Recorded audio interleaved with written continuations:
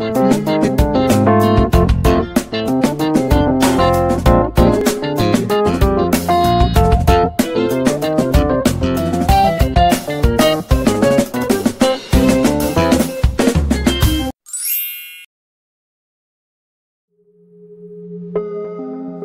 semuanya, Assalamualaikum warahmatullahi wabarakatuh.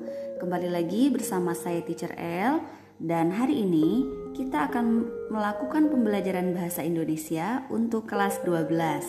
Materi yang akan kita pelajari hari ini yaitu tentang teks cerita sejarah. Untuk kompetensi dasar yang harus kita kuasai dan akan kita pelajari hari ini yaitu menganalisis kebahasaan cerita atau novel sejarah, menganalisis struktur dan kebahasaan cerita atau novel sejarah, kemudian menulis cerita sejarah pribadi dengan memperhatikan kebahasaan. Baik, kita langsung saja ya mulai pembelajaran hari ini. Tapi seperti biasa, sebelum kita melakukan pembelajaran, agar lebih mudah memahami materi kita hari ini, jadi kita simak dulu ya video berikut.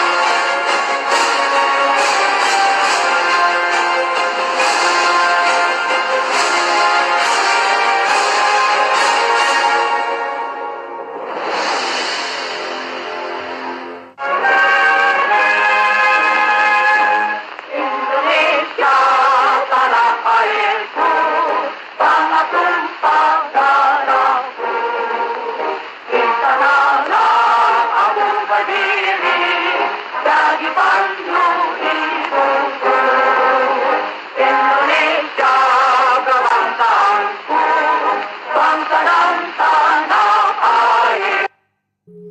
itu tadi videonya sudah kita simak. Berikutnya, saya ingin mengajukan beberapa pertanyaan untuk kalian. Yang pertama, apakah kalian mendapatkan informasi dari video tersebut? Kemudian, apakah informasi tersebut berupa serangkaian peristiwa? Kemudian, mengapa rangkaian peristiwa tersebut diabadikan? Dan terakhir, kapan rangkaian peristiwa tersebut terjadi? Sedang terjadi saat ini atau telah terjadi di masa lalu? Oke, sudah punya jawabannya? Kalau sudah, yuk kita bahas dan kita jawab bersama-sama ya.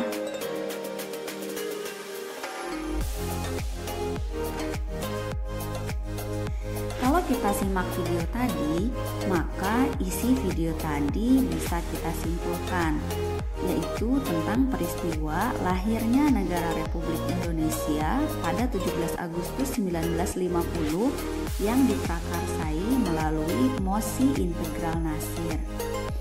Nah, jika kita perhatikan isi di dalam video tadi atau informasi di dalam video tadi, dia berisi tentang paparan sebuah cerita atau paparan cerita tentang sebuah peristiwa di mana peristiwa itu penting karena diabadikan, karena penting maka diabadikan ya. Dan dia terjadi di masa lampau, yaitu pada tahun 1950 di tanggal 17 Agustus. Jadi informasi dari video tadi yaitu tentang paparan cerita sebuah peristiwa yang penting di masa lampau.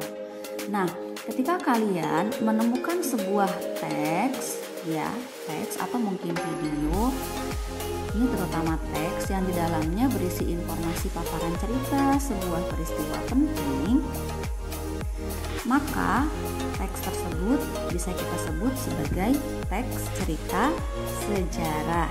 Bisa dipahami? Lalu apa sih yang dimaksud teks cerita sejarah secara jelas itu? Nah, teks cerita sejarah adalah teks yang memaparkan asal-usul atau silsilah kejadian dan peristiwa penting yang terjadi di masa lampau.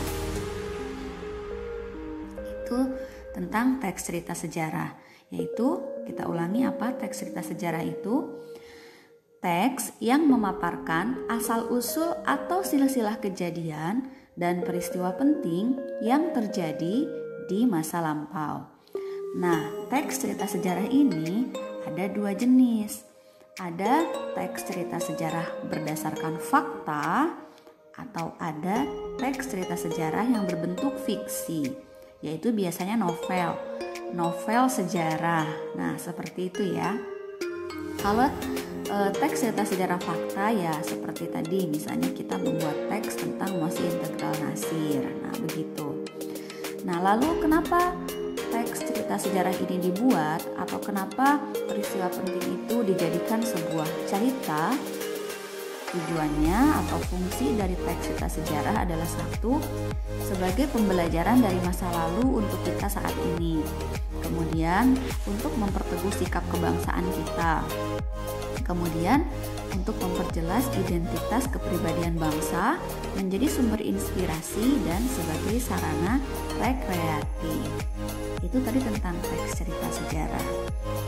Nah, sekarang saya punya sebuah contoh teks di sini. Coba bisa kalian perhatikan ya. Kalau dilihat dari awalnya, kita bisa tahu ya ini tentang apa.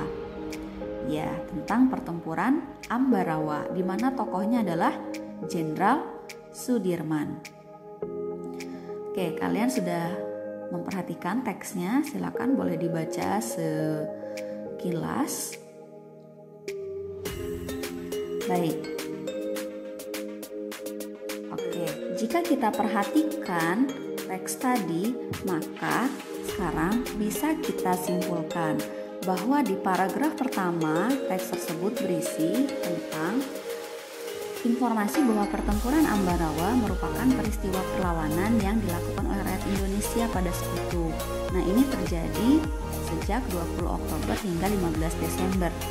Kemudian di paragraf kedua kita bisa tahu bahwa di sana berisi informasi tentang pertempuran itu diawali dari kedatangan Belanda dan Sekutu ke Indonesia untuk mengurus dan melucuti tawanan perang, akan tetapi justru sebenarnya ingin menjadikan Indonesia kembali sebagai negara jajahan. Kemudian di paragraf ketiga kita bisa tahu informasinya, yaitu tentang Jenderal Sudirman yang memimpin pasukan TKR dan rakyat Indonesia untuk melawan Sekutu. Kemudian di paragraf keempat kita bisa tahu informasi tersebut berisi tentang kemenangan di perang ini merupakan peristiwa penting dan ini menjadi kemenangan pertama.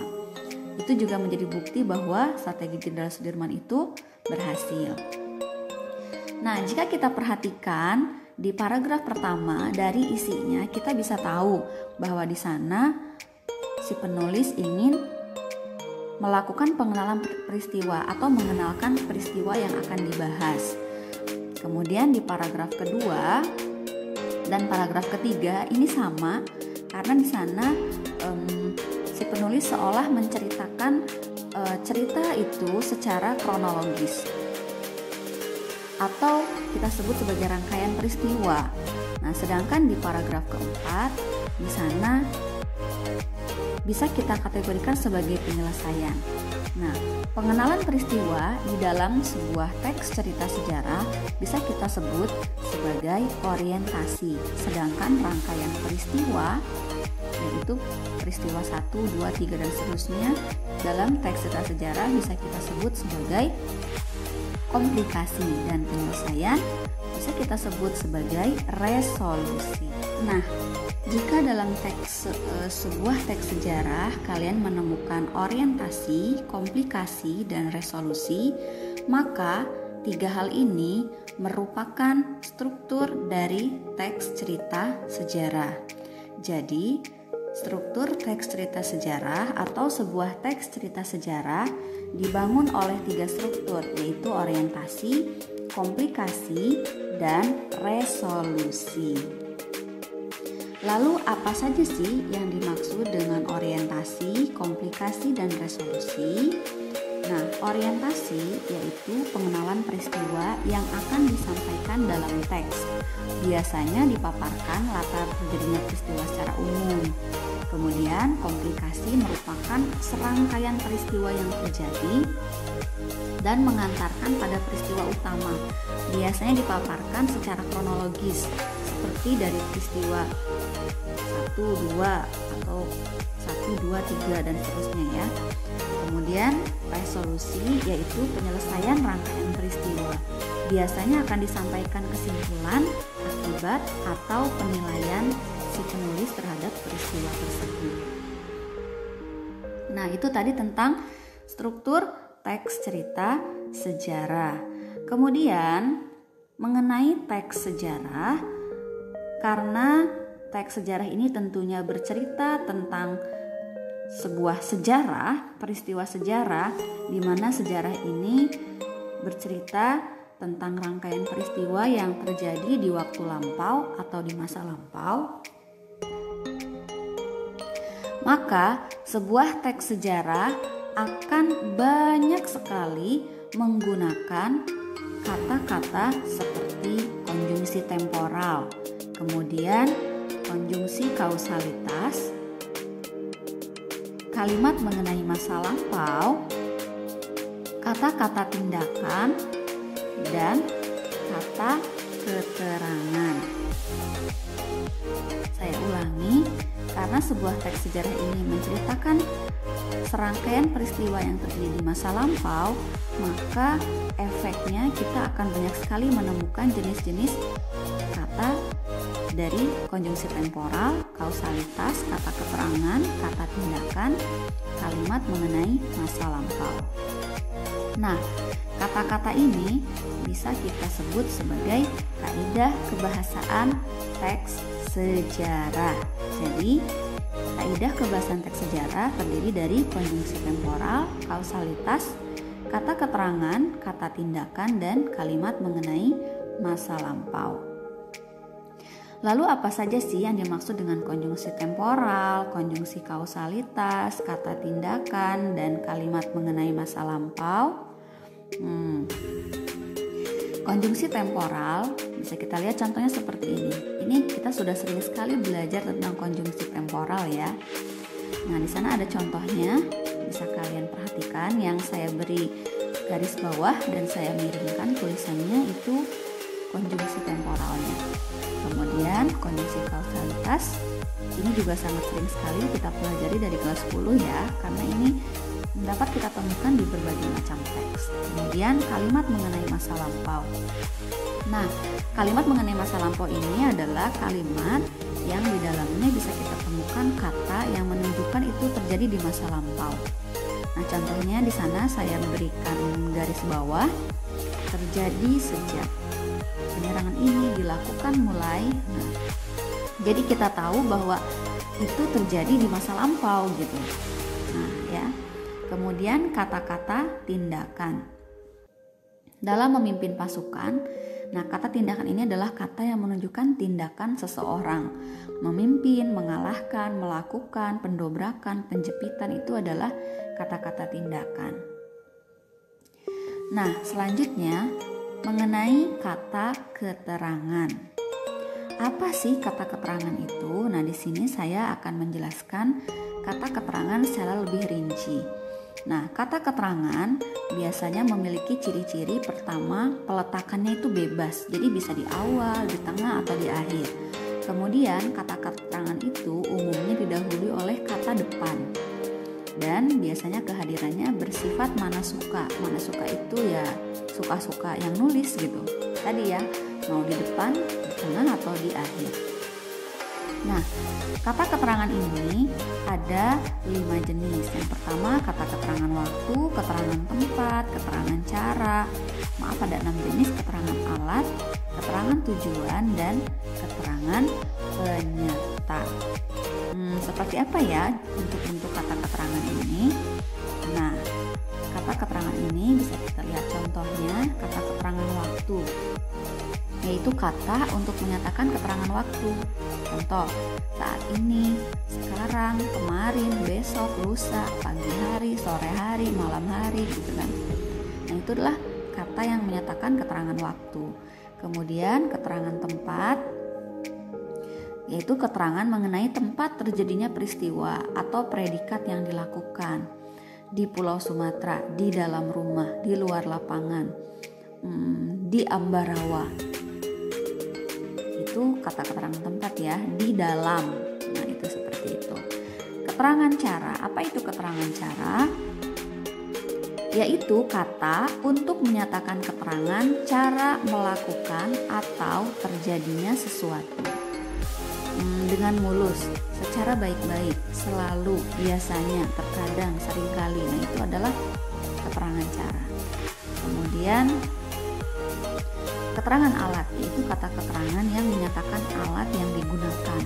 Misalnya dengan tangan, menggunakan pisau, tanpa senjata, tanpa pemanis. Nah, keterangan tujuan, yaitu keterangan untuk menyatakan tujuan demi kebaikan bersama, contohnya seperti itu ya, agar lebih efektif, guna kesejahteraan, untuk kenyamanan, dan sebagainya.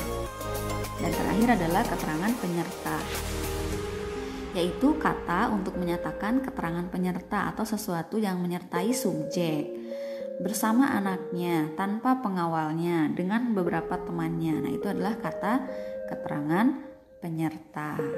Itu tadi tentang kaidah kebahasaan teks cerita sejarah dan penjelasan secara rinci tentang kata keterangan. Jadi bisa kita ulangi, ada berapa jenis kata keterangan? Ya, ada 6, yaitu kata keterangan waktu, keterangan tempat, cara, alat, tujuan, dan penyerta. Nah, selanjutnya bagaimanakah cara kita menyusun sebuah teks cerita sejarah? berikut akan saya paparkan langkah-langkah menyusun sebuah teks cerita sejarah. Yang pertama, tentunya kalian menentukan topik. Nah, topik yang kalian pilih sebaiknya yaitu topik yang terjangkau, artinya kalian bisa mudah mendapatkan informasinya. Kalian tahu gitu, dan sumber datanya tersedia. Kemudian yang kedua, mengumpulkan bahan. Kalian bisa mengumpulkan bahan-bahan untuk teks kalian. Bisa itu melalui studi dokumentasi, dari buku, dari misalnya internet, gitu kan, seperti itu. Bisa melalui observasi, kalian melakukan pengamatan dan wawancara. Dan yang terakhir adalah kalian mengembangkan teks. Nah, ketika kalian sudah mengumpulkan bahan, lalu kalian buatlah teks itu, dan tentunya teks yang dibuat harus mengikuti struktur dan kebahasaan dari teks sejarah itu sendiri. Seperti itu. Itu tadi pembahasan kita tentang menganalisis struktur dan kebahasaan teks cerita sejarah. Karena ini sudah berakhir, jadi kita akan buat kesimpulan bersama-sama. Kesimpulan pembelajaran hari ini yaitu tentang teks cerita sejarah. Teks cerita sejarah adalah teks yang memaparkan asal-usul atau silsilah kejadian dan peristiwa penting yang terjadi di masa lalu. Tadi ada berapa jenis ya teks cerita sejarah? Ya, ada teks cerita sejarah fakta dan berbentuk fiksi. Nah, kemudian struktur teks sejarah. Apa saja sih tadi struktur teks sejarah itu? Oke, yang pertama orientasi, yang kedua komplikasi, dan yang terakhir adalah resolusi. Orientasi itu penyelesaian. Ya, seperti ini. Kemudian teks cerita sejarah memiliki kaidah kebahasaan, kondisi temporal, kausalitas, kata keterangan, kata tindakan, dan kalimat mengenai di masa lampau. Oke, itu tadi pembelajaran kita hari ini. Semoga apa yang saya sampaikan bisa mudah difahami, dan tentunya nanti kalian bisa banyak lagi membaca tentang teks cerita sejarah. Kenapa kita harus banyak membaca teks cerita sejarah? Tentu saja agar kita bisa banyak mendapatkan pengetahuan dari serangkaian peristiwa di masa lalu. Oke semuanya,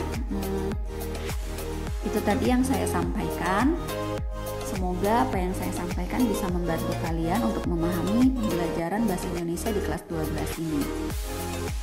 Terima kasih saya ucapkan untuk semuanya, dan sampai ketemu lagi di pekan depan. Sampai jumpa.